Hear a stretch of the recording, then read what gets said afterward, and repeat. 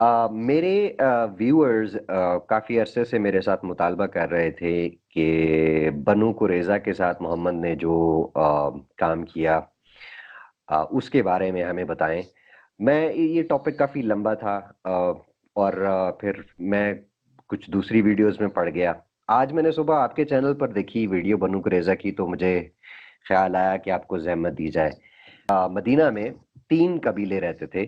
ایک بنو کنونہ تھا، دوسرا بنو نادر تھا، اور تیسرا بنو قریظہ. تو ویورز کے لیے بتاتا چلوں کہ آج غالب صاحب کے ساتھ ہم بات کریں گے بنو قریظہ کے بارے میں. غالب صاحب آپ کو بتائیں گے کہ کیا ہوا، کس طرح ہوا. محمد نے جو کام کیا، شاید جب تک انسانیت قائم رہے گی اور جب تک یہ قصہ ہسٹری میں موجود رہے گا، انسانیت اس کو پڑھ کے بھی شرماتی رہے گی اور دیکھ کے بھی شرماتی رہے گی. باقی 2 قبیلوں کے ساتھ کیا ہوا وہ میں آپ کو ایک الگ ویڈیو میں بتاؤں گا. آج غالب صاحب بات کریں گے بنو قریظہ پر. غالب صاحب بہت شکریہ. آداب ایکس مسلم سپارٹکس، اور میری طرف سے تمام ویورز کو آداب، اور امید ہے آپ سب ٹھیک ٹھاک ہوں گے. میں نے اپنے چینل پہ یہ ویڈیوز بنائی ہیں بنو قریظہ کے واقعہ کے بارے میں. مدینہ میں ایکچولی 3 یہودی قبیلے جو تھے وہ رہتے تھے. پہلا جو تھا وہ تھا بنو نزیر، جو کہ سب سے بڑا قبیلہ تھا. دوسرا بنو کنیکہ، اور تیسرا جو تھا یہ بنو قریظہ تھا. تو یہاں پہ یہ تھا کہ انہوں نے بنو نزیر اور بنو کنیکہ کو مختلف بہانے تلاش کر کے ان کو مدینے سے پہلے جو ہے وہ مدینہ بدر کر دیا. کیونکہ جو کچھ بنو بھی نہیں قریظہ تھا. کے ساتھ ہوا وہ کسی کے ساتھ نہیں ہوا، بلکہ یہ بنو قریظہ جو ہے یہ ایک ٹائپ کی ہولو کاسٹ ہے کہ جس میں ہولوکاسٹ. پورے طریقے سے یہودیوں کی نسل کشی کی گئی. تو بنو قریظہ کا جو واقعہ ہے یہ بیسیکلی 5 ہجری میں، یعنی رسول اللہ کے مدینہ آنے کے 5 سال بعد 627 عیسوی میں پیش آیا. تو صحیح. بنو قریظہ کے پاس انگور اور کھجور کے باغات تھے، ان کے پاس اونٹ تھے، بھیڑ بکریاں تھی. اور جب رسول اللہ مدینے میں آئے تو اسلامی تاریخ کے مطابق انہوں نے بنو قریظہ، بنو نزیر اور بنو کنیکہ سے تینوں سے معاہدہ کیا کہ وہ جنگ میں، کسی بھی جنگ میں محمد کے مخالفین کا ساتھ نہیں دیں گے اور مدد کریں گے. تو پھر جب جنگ خندق کی صورتحال پیش آئی تو وہ کس طرح پیش آئی؟ جب بنو نزیر والے جو تھے وہ جلا وطن ہو گئے تھے، اور جلا وطن ہونے کی وجہ سے کیا ہوا تھا کہ وہ چھوڑ کے خیبر اور آگے پیچھے دوسری سائڈوں پہ چلے گئے تھے.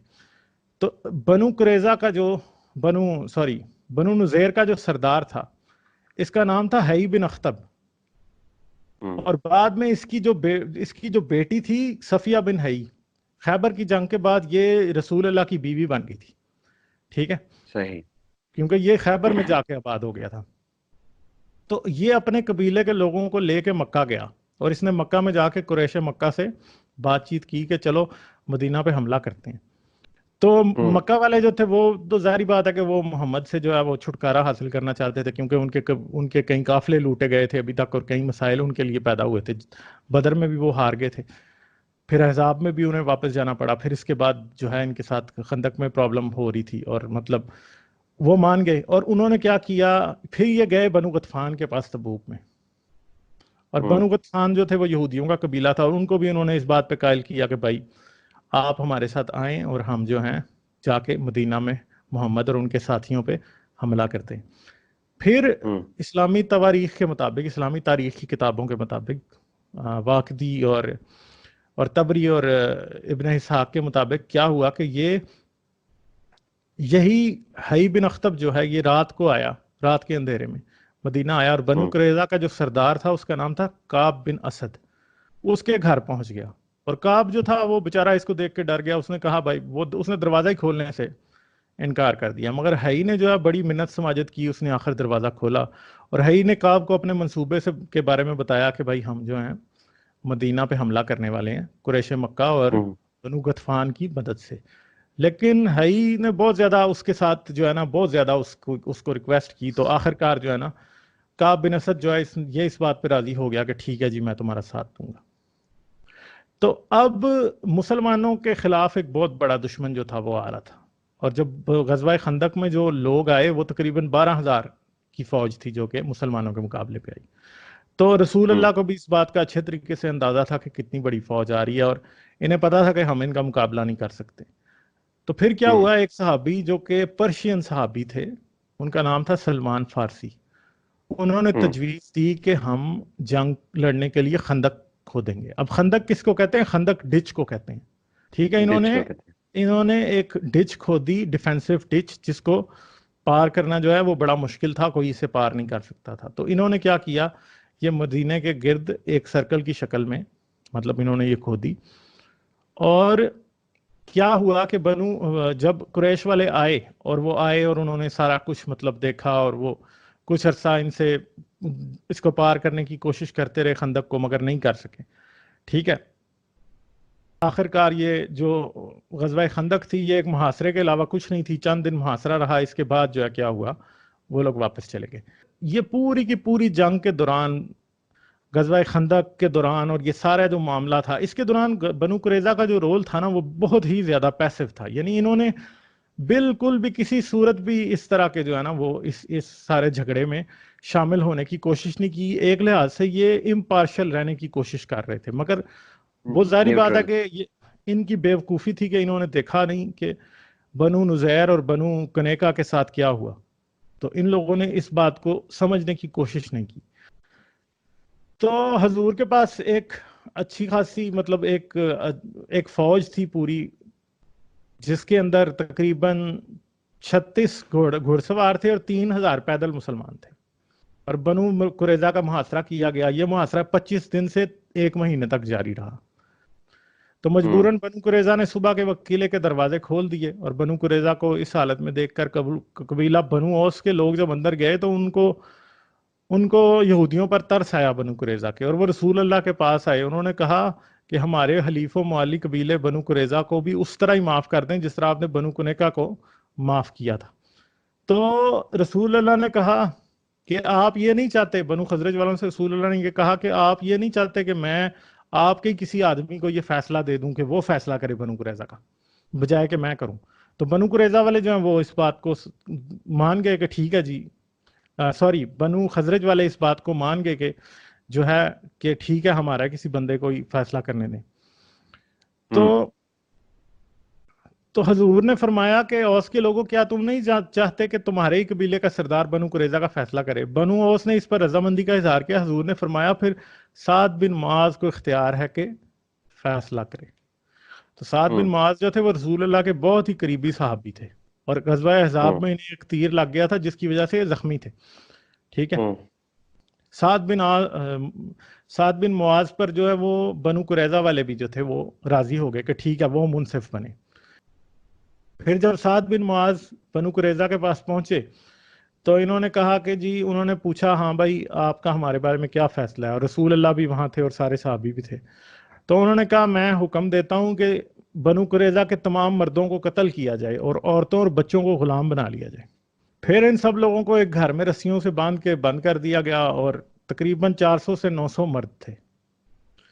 تو پھر اب آگے اس کے بعد کیا ہوا کہ بنو قریظہ کے جو یہودی تھے جو قتل ہوئے، ان کی تعداد جو ہے تاریخ کی کتابوں میں 600 سے 900 بتائی جاتی ہے، طبری، ابن اسحاق، واقدی، ان میں. تو یہ تمام قتل رسول اللہ کی موجودگی میں ہوئے. حضرت علی، حضرت زبیر بن العوام اور قبیلہ اوس کے کچھ اور لوگ جو تھے وہ یہ قتل لوگوں کی گردنیں مار رہے تھے، یعنی ان کے سر اتار رہے تھے. طالب صاحب، یہ جو سٹوری آپ بتا رہے ہیں یہ کسی بھیڑیے کی سٹوری نہیں بتا رہے، کسی جنگجو کی سٹوری نہیں بتا رہے. یہ اس میں شخص کی کوئی سٹوری چنگیز خان بتا کی رہے سٹوری ہیں نہیں بتا رہا. جس کو، ہاں، یہ آپ سٹوری بتا رہے ہیں رحمت للعالمین کی سٹوری.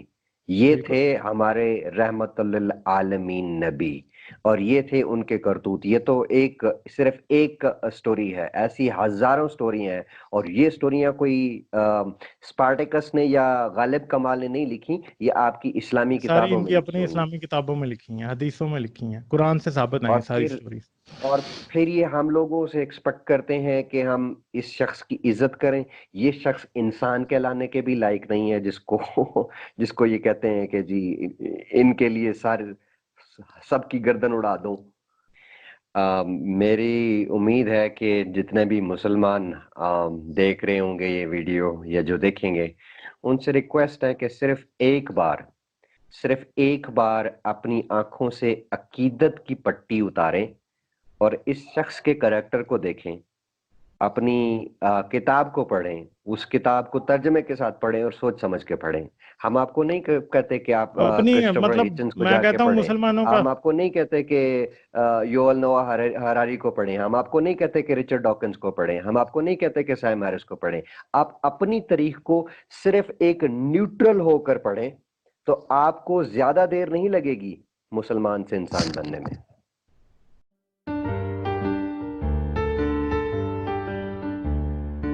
مدینے میں یہودیوں کے قبائل آباد تھے. بیسیکلی 3 بڑے قبائل تھے یہودیوں کے. ایک تھا بنو قینقاہ جو کہ خیبر کے اندر آباد تھا، اور دوسرا بنو نضیر، نون ضاد یا را، اردو میں نزیر بھی کہہ سکتے ہیں. یہ مدینے کے اندر آباد تھا، لیکن یہ آئے دن جو ہے وہ یعنی مسلمانوں کے خلاف سازشیں کرتے رہتے تھے.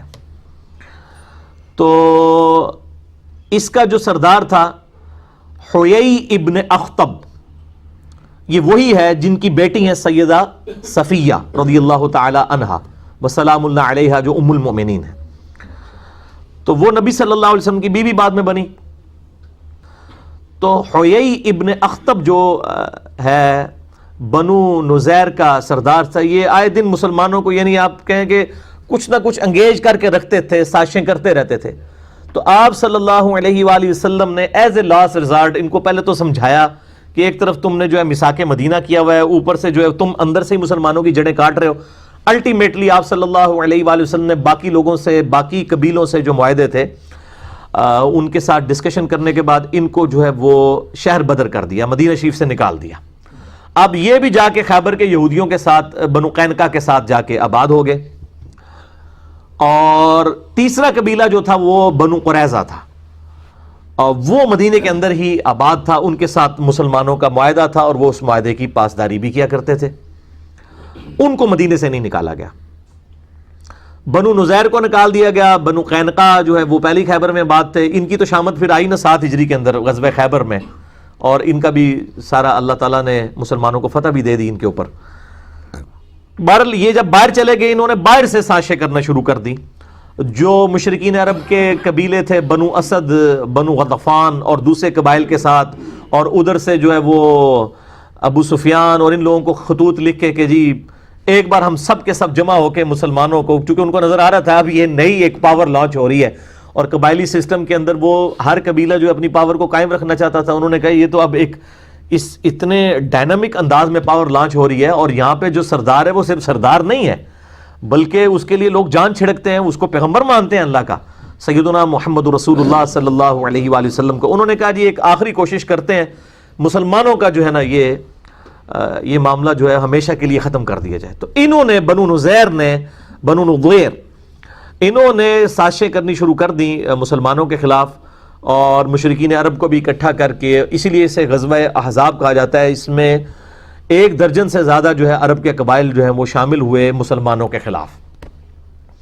اب ظاہر ہے کہ نبی صلی اللہ علیہ وآلہ وسلم ایک صرف ریلیجس لیڈر نہیں تھے، آپ ایک بہت اچھے پولیٹیشین بھی تھے اور ایک بہت اچھے فوجی جرنیل بھی تھے، اور آپ صلی اللہ علیہ وآلہ وسلم سارے معاملات کو پیرلل میں لے کے چل رہے تھے. آپ کو پتہ چل گیا کہ یہ ساری سازشیں کر رہے ہیں.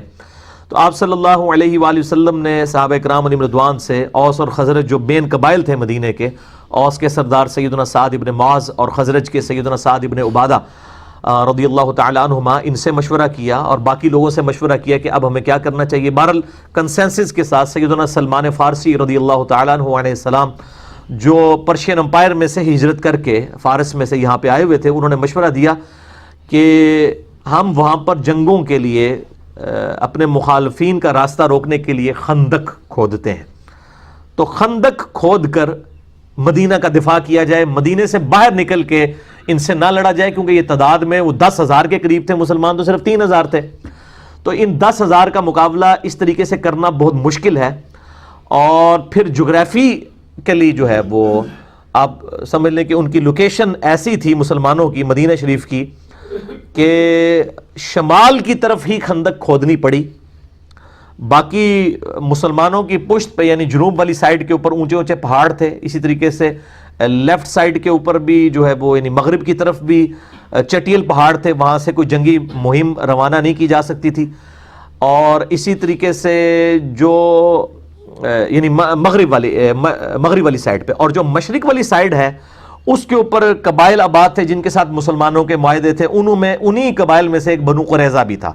یہاں سے بھی خطرہ کوئی نہیں تھا کہ یہاں سے کوئی حملہ کرے گا، یہاں پہ ان کے بڑے بڑے قلعے تھے، الا یہ کہ کوئی قبیلہ یہاں سے بد عہدی کر دیتا، اور وہی ہوا، بنو قریظہ نے بد عہدی کر دی، یعنی مسلمان بالکل سیف تھے۔ صرف شمال والی سائڈ کے اوپر انہوں نے ایک خندق کھودنی تھی، اور اس حوالے سے آپ نے یہ پورا نقشہ اگر وغیرہ دیکھنا ہو تو جو مولانا مودودی رحمہ اللہ تعالیٰ نے تفہیم القرآن لکھی ہے وہ کمال ہے، انہوں نے ساتھ ساتھ ساری چیزیں یہ اس کانٹیکسٹ میں بیان کی ہیں۔ تو سیدنا سلمان فارسی رضی اللہ تعالیٰ عنہ علیہ السلام کے مشورے کے ساتھ خندق کھودی گئی، کافی چوڑی خندق تھی، ایون یعنی گھوڑے کو بھی اگر کوئی ضرب لگا کے بھگا کے بھی اس کو پار کرنا چاہتا تو پار نہیں کر سکتا تھا۔ اور آج بھی مدینہ شریف میں اس خندق کے کچھ آثار موجود ہیں، جو لوگ یعنی مدینہ شریف کی ہسٹوریکل جگہوں کا وزٹ کرنا چاہتے ہیں، وہ مسجد نبوی کے باہر ٹیکسی ڈرائیورز کھڑے ہوتے ہیں، وہ آپ کو ان جگہوں کے اوپر لے جاتے ہیں۔ ابھی بھی اس خندق کے کچھ آثار باقی ہیں۔ اتنے چٹیل پہاڑوں میں اس زمانے کے اندر خندق کا کھودنا یہ بہت مشکل کام تھا۔ بہرحال مسلمانوں نے الحمدللہ جو ہے وہ تقریباً 12 سے 15 دن لگا کے یہ خندق کھود لی، اور یہ سائڈ بھی، اور عرب کے لوگوں کو پتہ ہی نہیں تھا کہ یعنی مسلمانوں نے مدینہ شریف کا دفاع کس طریقے سے کیا، ان کے تو ذہن و وہم و گمان میں بھی یہ طریقہ موجود نہیں تھا۔ وہ تو جب آئے تو ایک دم وہ ششدر رہ گئے کہ اب ان کے ساتھ کیا کریں، اور ان کو مجبوراً باہر ہی پڑاؤ ڈالنا پڑا۔ اور اب ظاہر ہے کہ اس طرف تو آ نہیں سکتے تھے، وہ اتنی بڑی خندق کو پھلانگے ہی نہیں جا سکتا تھا، خندق کے اندر ہی گریں گے، گر گئے تو اوپر سے ان کو تو صرف پتھر مار کے مارا جا سکتا تھا۔ تو تقریباً 25 دن تک انہوں نے پڑاؤ کیا، اور سخت سردیاں تھیں، اور پھر آپ کو پتہ ہے سردیاں ہوں ریگستانی علاقے کی تو رات کے وقت تو لگ پتہ جانا ہے جنہوں کے اندر ہے۔ تو بہرحال اللہ تعالیٰ نے غیبی مدد فرمائی، پھر ٹھنڈی ہوائیں چلیں، ان کے خیمے تک اکھڑ گئے سردی کی وجہ سے، وہ 25 دن کے پڑاؤ کے بعد جو ہے وہ وہاں سے چلے گئے، اور اللہ تعالیٰ نے بغیر جنگ کے مسلمانوں کو فتح عطا فرمائی۔ لیکن یہ اتنی مشکل غزوہ تھا کہ یعنی اللہ تعالیٰ نے اتنے، جس کو کہتے ہیں نا، شدید الفاظ کے ساتھ کسی اور غزوے کا ذکر نہیں کیا جتنا سورۃ الاحزاب میں غزوہ خندق کا ذکر کیا ہے، کہ یہ مسلمانوں کو اللہ تعالیٰ فرماتا ہے ہم نے ہلا کے رکھ دیا، اتنی بڑی آزمائش ان کے اوپر ڈالی۔ اور یہاں پر مومنین اور منافقین کا فرق بالکل ظاہر ہو گیا، کیونکہ موت سامنے نظر آ رہی تھی، تو منافقین جو ہیں وہ ان کا نفاق کھل کے ان کی زبانوں سے نکلنا شروع ہو گیا۔ اسی کا ذکر آپ ان آیات میں سنیں گے بھی کہ یار یہ تو نبی صلی اللہ علیہ وسلم نے اور اللہ نے نعوذ باللہ ہمارے ساتھ جھوٹے جو ہے وہ وعدے کیے تھے، اور یہ تو جناب بہت ہمارے گلے پڑ گئی ہے، ہماری بیویاں بھی پیچھے مطلب وہ بے آسرا ہو جائیں گی، اور یہ نبی جو ہے میں کہہ رہا ہے کہ رومن اور پرشین امپائر گریں گی، کیونکہ وہ دلائل النبوہ امام بیہقی کی کتاب میں آتا ہے نا، مسند احمد میں بھی آتا ہے کہ ایک اسی خندق کے موقع پر ایک پتھر نہیں ٹوٹ رہا تھا، بہت بڑا پتھر، تو نبی صلی اللہ علیہ وسلم کو آ کے شکایت کی گئی، تو آپ صلی اللہ علیہ وسلم نے اس پہ 3 دفعہ کدال مارا اور وہ ریزہ ریزہ ہو گیا۔ پہلی دفعہ جب کدال مارا تو آپ صلی اللہ علیہ وآلہ وسلم کے لیے ایک روشنی ظاہر ہوئی، صحابہ نے نہیں وہ دیکھی، یعنی آپ صلی اللہ علیہ وسلم کو ظاہر ہوئی۔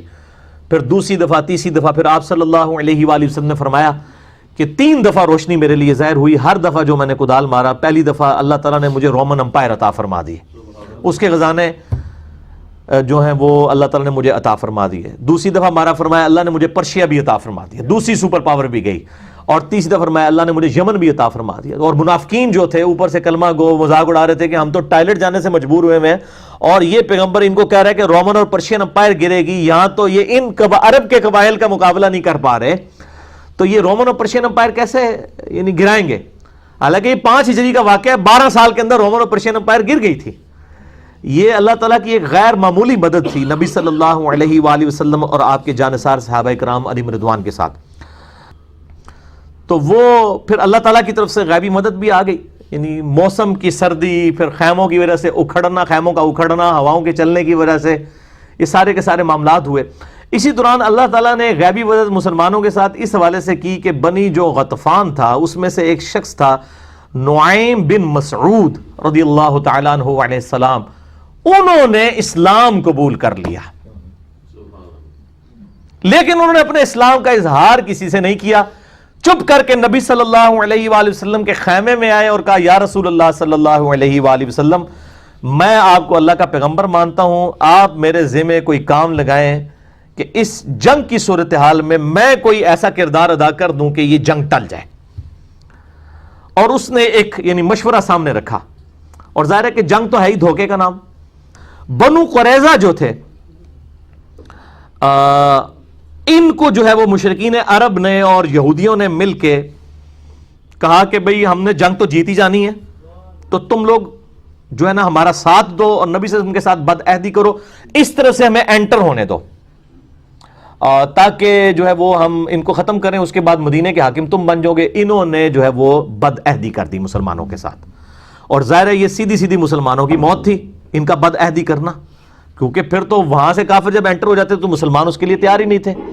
یعنی یہ سائیڈ تھی آپ سمجھ لیں مشرق والی، شمال کی طرف خندق کھودی ہوئی تھی، مشرق کی طرف بنو قریظہ اور باقی قبائل تھے، اور مغرب والی سائیڈ کے اوپر اور پیچھے جنوب اس طرف چٹیل پہاڑ تھے، یہاں سے تو خطرہ نہیں تھا. بنو قریظہ کی بد عہدی جو ہے نبی صلی اللہ علیہ وآلہ وسلم تک خبر پہنچ گئی کہ یہ تو مطلب اندر خانے کچھ کر رہے ہیں. آپ صلی اللہ علیہ وآلہ وسلم نے جو ہے وہ سعد ابن عبادہ کو اور کچھ اور لوگوں کو، ابو عبیدہ ابن جرح کو، ان لوگوں کو بھیجا کہ جا کے یہ یعنی تحقیق کرو، اور پھر آپ نے فرمایا کہ دیکھنا یہ ڈائریکٹلی مجھے ہی آ کے کان میں بتانا، اگر مسلمانوں کو پتہ چلا کہ انہوں نے بد عہدی کی ہے تو شاید ان کے حوصلے پست نہ ہو جائے. تو آپ صلی اللہ علیہ وآلہ وسلم کو انہوں نے اشارتاً آ کے بتا دیا کہ یہ تو انہوں نے بد عہدی کر دی ہے. تو اسی دوران اللہ تعالیٰ نے غیبی مدد کی. نعیم ابن مسعود والی رضی اللہ تعالیٰ عنہ، ان کو ابھی لوگوں کو نہیں پتا تھا کہ مسلمان ہو چکے ہیں. انہوں نے کیا کیا، یہ بنو قریظہ کے پاس چلے گئے اور ان کو جا کے کہا کہ دیکھو میں تمہارا بڑا ہمدرد ہوں، تم سے میری پہلے کی دوستی ہے. اب ان کو نہیں پتا یہ مسلمان ہو چکے ہیں، اور دیکھو تم نے یہ جو نبی صلی اللہ علیہ وسلم کے ساتھ یعنی محمد کے ساتھ صلی اللہ علیہ وآلہ وسلم، نبی تو نہیں انہوں نے کہا ہوگا، بد عہدی کی ہے، تو ان تک یہ بات پہنچ چکی ہے. اور یہ دیکھ لینا کہ یہ قریش کے ہیں، الٹیمیٹلی قریشیوں نے قریش کا ہی ساتھ دینا ہے، ابو سفیان وغیرہ نے. جنگ اگر یہ لوگ ختم ہو گئی، جنگ اسٹیبلش نہ ہوئی، یہ واپس چلے گئے تو پیچھے مسلمانوں نے تمہارا کچومر نکال دینا ہے. تو اس کا حل یہ ہے، اور یہ اندر سے انہوں نے پلان کر لیا ابو سفیان نے اور مسلمانوں نے مل کے اس حوالے سے، یعنی ان کو دل ان کا اس طرف سے انہوں نے کھٹا کیا. تو اس کا حل یہ ہے کہ تم جو ہے وہ مشرکین عرب سے یہ کہو کہ اپنے 8-10 جو سردار ہیں نا وہ ہمارے حوالے کرو رہن کے طور پر، کیونکہ کل کو تم لوگ تو چلے جاؤ گے، مسلمانوں نے پیچھے ہمارا کچومر نکال دینا ہے، کیونکہ ہماری بد عہدی کی خبر پہنچ چکی ہے، اور بد عہدی کے اوپر ظاہر ہے کہ نہیں چھوڑا جائے گا. اس وقت تو قبائل یعنی سیدھی سیدھی موت تھی، وہ دونوں میں سے ایک کی موت ہو سکتی تھی نا بد عہدی کی وجہ سے. تو انہوں نے مشورہ پسند کیا، اور ادھر اسی نعیم ابن مسعود نے جا کے مشرکین عرب سے کہہ دیا کہ بھائی یہ دھیان رکھنا، تم یہ بنو قریظہ کے لوگ جو ہیں تمہارے سردار، یہ نہ ہو کہ تم سے کوئی مانگ لے. انہوں نے اندر خانے محمد صلی اللہ علیہ وسلم سے پہلے ہی معاہدہ کیا تھا، یہ تمہیں اوپر سے کہہ رہے ہیں ہم عہد کی پاسداری توڑ دیں گے، اندر سے یہ نبی صلی اللہ علیہ وسلم کے ساتھ ملے ہوئے ہیں، اور یہ جو ہے گارنٹی کے طور پہ تم سے 8-10 سردار تمہارے مانگیں گے، تاکہ ان سرداروں کو نبی صلی اللہ علیہ وسلم کے حوالے کر کے اپنے اس عہد کی پاسداری کا یقین دلا دیں کہ ہم نے عہد نہیں توڑا. اب دونوں طرف انہوں نے ڈیفرنٹ ورژن دیے. بس وہی ہوا جناب، وہ جب پہنچے وہاں پہ سردار مانگنے کے لیے تو وہ انہوں نے کہا لو جی یہ تو گل بالکل صحیح نکلی ہے. انہوں نے کہا تسی سردار لے کے مار چھڑنے ساڑھے سردار، تو ہم نے سردار نہیں دینے. اس کی وجہ سے ان کی آپس میں کنفیوژن ہوئی، اور وہ بنو قریظہ والا معاملہ جو ہے وہ ٹھپ ہو گیا. ان کو پتا چل گیا کہ یار یہ تو مطلب واقعی یہ تو چلے جائیں گے، پیچھے ہماری شامت آ جائے گی. اور اسی دوران پھر دوسری غیبی مدد آئی، جو سردیوں میں ٹھنڈی ہوائیں چلیں اور ان کے خیمے اکھڑ گئے، اور ظاہر ہے کہ ان کے پاس جو راشن تھا وہ بھی ختم ہونا شروع ہو گیا. بل مسلمان بھی بہت تکلیف سے گزر رہے تھے، ان تکلیف کا ذکر ابھی ان آیات کے اندر آئے گا، تو آپ حیران ہوں گے کہ مسلمانوں کو کس لیول تک آزمایا گیا. بہرحال الٹیمیٹلی اللہ تعالیٰ نے مسلمانوں کو اس حوالے سے سرخرو کیا. اور بخاری اور مسلم میں حدیث آتی ہے جب وہ واپس چلے گئے تو نبی صلی اللہ علیہ وسلم اپنی زرہ اتارنے لگے تو سیدنا جبرائیل علیہ السلام آ گئے انسانی شکل میں. انہوں نے کہا یا رسول اللہ وہی تو فرشتوں نے اپنی زرہیں نہیں اتاری ہیں، آپ نے کیوں اپنی زرہ اتار دی ہے؟ بنو قریظہ سے بد عہدی کا بدلہ لینا ہے، کیونکہ وہ تو مسلمانوں کو مروانے لگے تھے، یہودیوں کا قبیلہ. تو آپ صلی اللہ علیہ وآلہ وسلم نے فرمایا، بخاری اور مسلم دونوں میں موجود ہے، آپ نے فرمایا کہ اب تم لوگ، آپ نے سیدنا علی کو اور کچھ اور اصحاب کو لشکر دے کر روانہ کیا اور حکم فرمایا کہ عصر کی نماز نہیں پڑھنی مگر بنو قریظہ میں جا کر. اور یہ وہی حدیث ہے جس میں نے پہلے بھی کئی دفعہ بیان کیا کہ صحابہ کے دو گروہ ہو گئے، عصر کی نماز قضا ہو رہی تھی، کچھ لوگوں نے راستے میں پڑھ لی، کچھ لوگوں نے وہاں جا کے مغرب کے وقت میں عصر پڑھی کہ نبی علیہ السلام کا حکم تھا، بیسیکلی تو آپ یہ کہنا چاہ رہے تھے جلدی وہاں پہنچو، لیکن بعد میں آپ صلی اللہ علیہ وآلہ وسلم نے کسی کو کوئی اس پہ قدغن نہیں لگائی، جنہوں نے ظاہری حدیث کے اوپر الفاظ پہ عمل کیا ان کو بھی مطلب ان پہ بھی کوئی گرفت نہیں کی، اور جنہوں نے اس کی تھیم کو فالو کیا کہ راستے میں نماز پڑھ لی اور قضا نہیں ہونے دی، ان کو بھی کچھ نہیں کہا۔ بہرحال وہاں پر پہنچ گئے۔ اب بنو قریظہ کے لوگ، اب ظاہر ہے ان کو پتا تھا انہوں نے کیا حرکت کی ہوئی ہے، انہوں نے کہا کہ ہمیں نبی صلی اللہ علیہ وآلہ وسلم کا فیصلہ قبول نہیں ہے، ہمارے ساتھ اگر کوئی ثالثی والا کردار کرنا ہے اس حوالے سے تو سعد ابن معاذ جو اوس کے سردار ہیں، چونکہ وہ مدینے کے رہنے والے تھے، ان کے ساتھ ان کی دوستی بھی تھی زمانے جاہلیت کی، انہوں نے کہا کہ سعد ابن معاذ ہمارے لیے لینیٹ ویو رکھیں گے، حالانکہ وہ نبی صلی اللہ علیہ وآلہ وسلم سے فیصلہ کرواتے تو شاید ساروں کو ہی چھوڑ دیا جاتا، زیادہ زیادہ شہر بدر کر دیا جاتا ان کو۔ آپ صلی اللہ علیہ وآلہ وسلم کی طبیعت میں شفقت کا پہلو غالب تھا، بالوں نے خود اپنی موت کو آواز دی۔